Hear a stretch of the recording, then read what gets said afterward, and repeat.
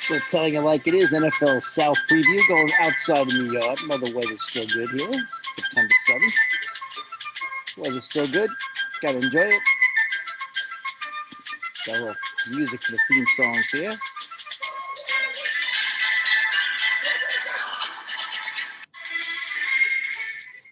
And we'll turn it off. But NFC South is definitely going to be, I think, one of the most poor divisions in football, if not the worst division of football.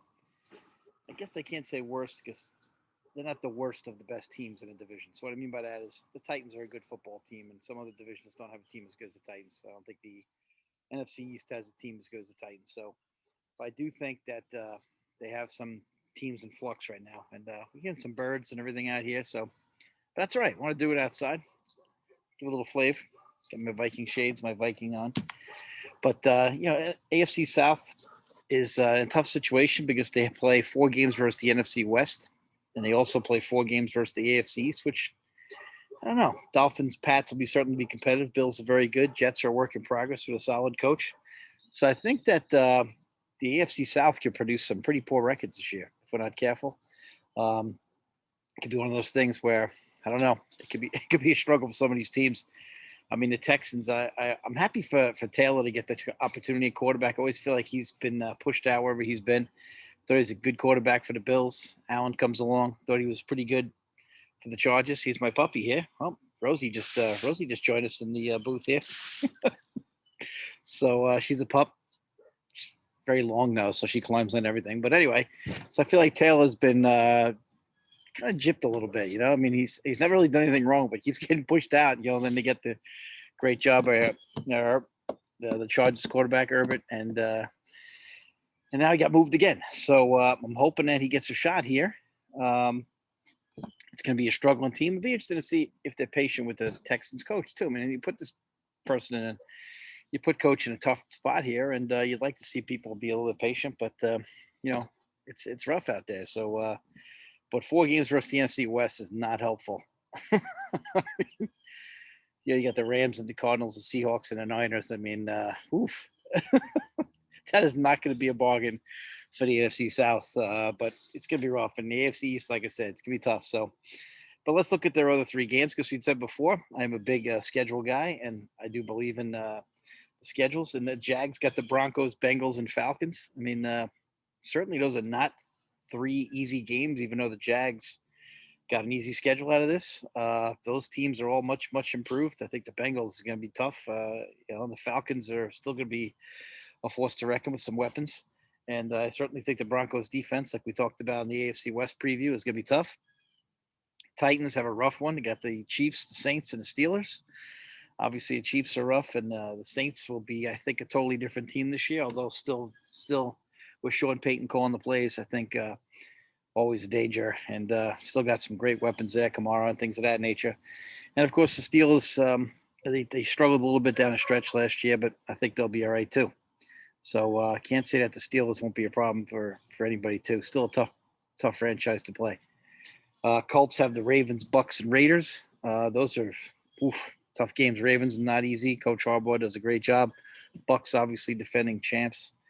And, of course, the Raiders are one of those real coin flip teams this year, as we talked about in the AFC West preview. Don't know which way they're going to go. The Vegas Raiders there. So hard not to say the Oakland Raiders.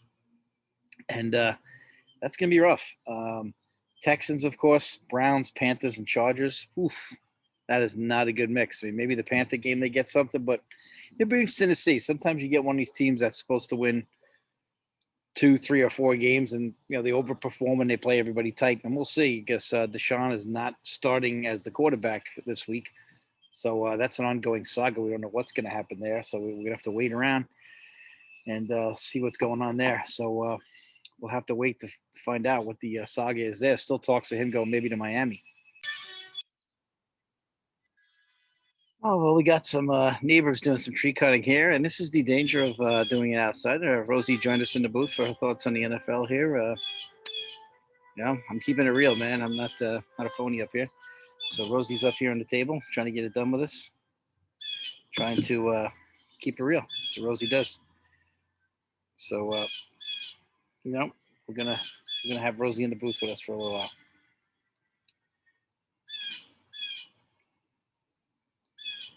And like I said, here we are.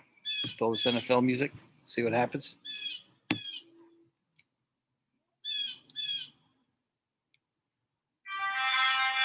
All right. Anyway, as we were saying, we're just covering who the Texans are playing.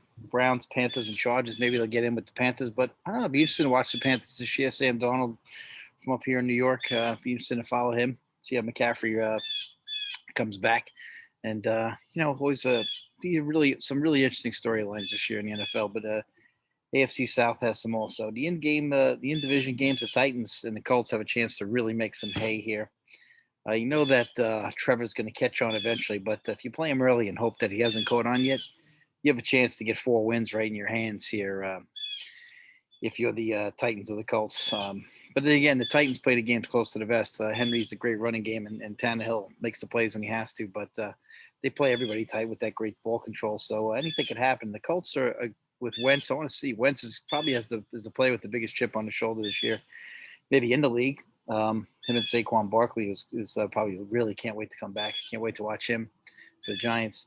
But if you look at it, Wentz was ready to MVP caliber player, and then boom, just hurt his knee and not the same since. And hoping that he comes back. It's always good to see guys with play with the courage that he always plays with, come back and play successfully again. Or maybe Rosie's contract is up here. I don't know, not sure. But when you look at this division, it'll be very interesting. It's going to be something that's going to be a lot of fun to watch, even though it's a poor division. And like I said to you before, when you could find 2 games in your division, you're fortunate in a year. I'm hoping that the Vikings, as a Viking fan, can do that this year with Detroit. Rosie's left the booth. She officially is off the NFL preview show for the AFC South. Maybe she'll join us for one of the other 6 divisions we have left. We'll see if we can convince her to come back. We'll have to up her biscuit quotient for contract. But this division is going to offer some great opportunities for the AFC East and the NFC West. And I always look at who you play as far as your out of division games. When you're as a Viking fan, I always check out who they're going to play. And this year we got the AFC Central for the Vikes. We'll talk about that in the NFC Central preview. And I'll try not to be a homer. I guess this is telling it like it is. But I'm pretty realistic about Vikings. I'm expecting a good season, but we'll have to see. Of course, health prevails in all the situation. You have to have healthy guys and different COVID tests and things of that nature, and also just the health of the regular football health and the wear and tear and the injuries. But the AFC South should be fascinating. Like I said, I think the Titans and the Colts will have a 2-team race here. Hopefully, the Titans and the Colts are looking to fatten up on the Texans. That's 2 right there. And like I said, you never want to be the Texans. And you look around the room, if you don't know who the sucker is, the old expression is you're the sucker.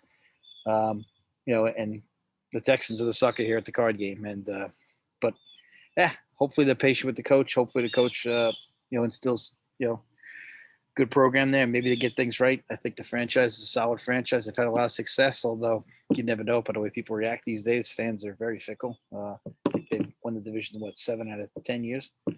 Along those lines, they made the playoffs 7 out of 10 years, so they're pretty tough. But, people don't want to hear that. So that'll be an interesting division. So, again, I'm looking for the Titans. Maybe win that division. Colts maybe close second. Jags third, and Titans and the Texans 4th. But again, a fun division. It can be a tough year for the Texans. Maybe that's a team that people want to pick in the knockout pools.